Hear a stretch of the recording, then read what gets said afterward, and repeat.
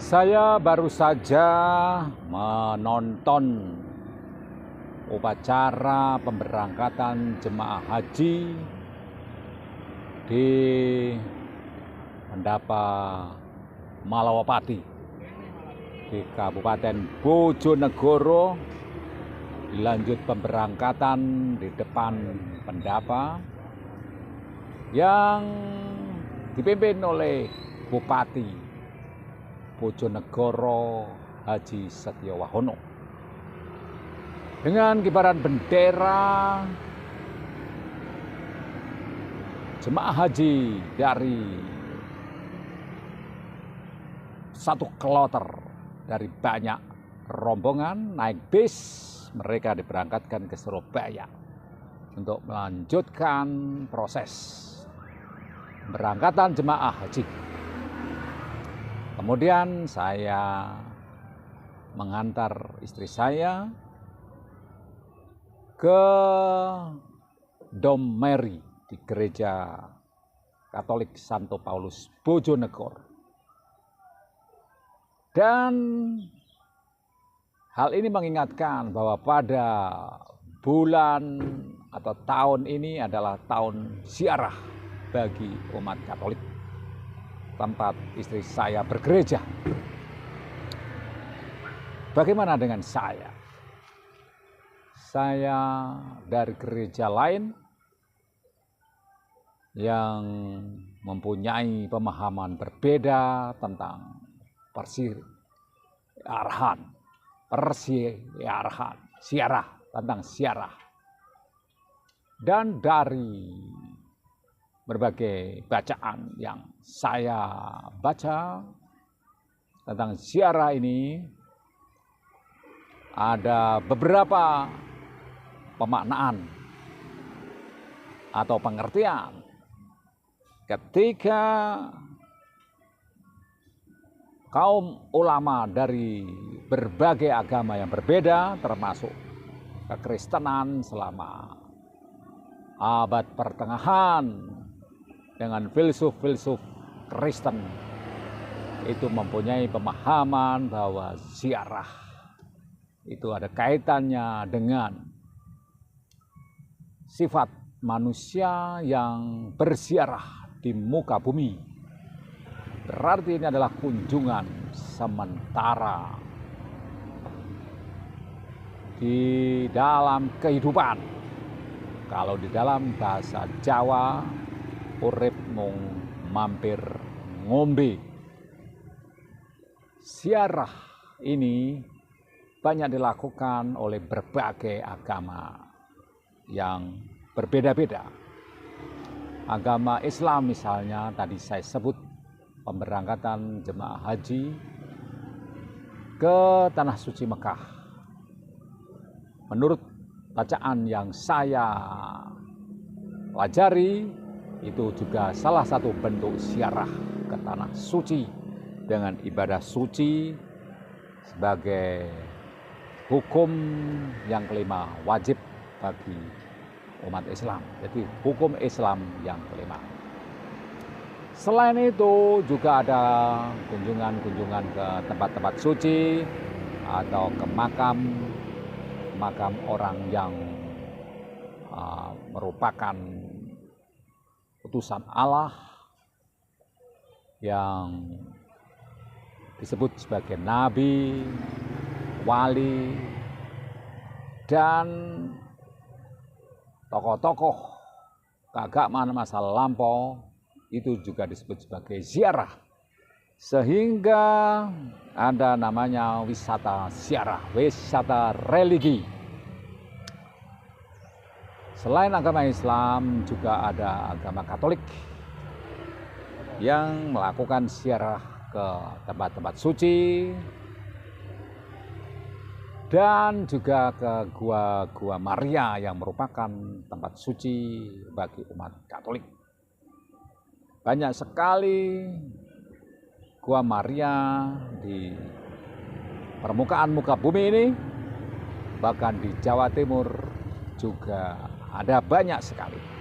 Juga di Bojonegoro, tempat istri saya sekarang sedang berdoa rosario di Gereja Katolik Santo Paulus Bojonegoro. Nah, itu adalah tempat ziarah batin bagi umat untuk melakukan meditasi, berdoa kepada Tuhan yang Maha Esa dan mengingat para suci yang sudah berjasa dalam penyebaran keagamaan serta memperkuat keimanan dan bahkan juga mendoakan mereka yang sudah mendahului untuk mendapatkan tempat yang terbaik di sisi Tuhan. Perbedaan tafsir tentang hal ini dari Alkitab kita temui, dan itu merupakan sebuah hak asasi manusia untuk menjalankan agama sesuai dengan kepercayaan dan agama masing-masing sesuai dengan sila pertama, ketuhanan yang Maha Esa. Ketika saya membaca sejarah filsafat ketika abad pertengahan, mulai dari abad 5 Masehi sampai abad 15 Masehi, di mana gereja mengendalikan semua kehidupan, tafsir dan peribadatan manusia di barat, yaitu di Eropa, dipimpin oleh Gereja Katolik Roma sebagai pusat dari keagamaan kekristenan, selain di Konstantinopel, Antioquia, dan beberapa tempat yang lain. Di situ ada ibadah ziarah yang merupakan doa atau devosi khusus untuk para kudus. Disitulah terjadi hubungan transendental manusia dengan Tuhan. Di agama yang lain pun demikian. Secara prinsip sebetulnya hal ini adalah sama. Bagaimana cara manusia berhubungan dengan Tuhan dan menghormati para hamba Tuhan yang sudah berjasa dalam keagamaan masing-masing. Ketika saya dari kepercayaan yang berbeda melihat hal itu, tentu mesti dapat bersikap bahwa itu adalah bentuk hubungan manusia dengan Tuhan sesuai dengan iman dan kepercayaan masing-masing.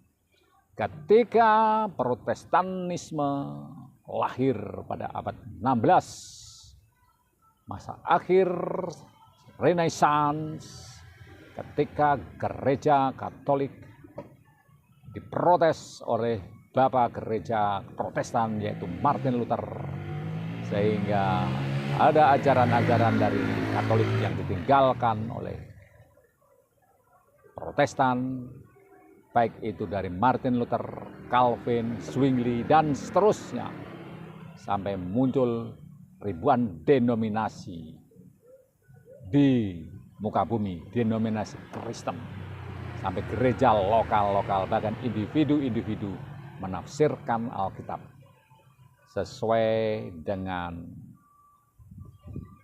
subjektivitas dan relativitas masing-masing, yang kita sebut juga dapat dipandang dari suatu sudut ini objektivitas, bahwa pemahaman sola scriptura memungkinkan hal itu terjadi. Maka salah satu bentuk pemikiran yang ada adalah manusia di muka bumi ini bukanlah sedang berziarah.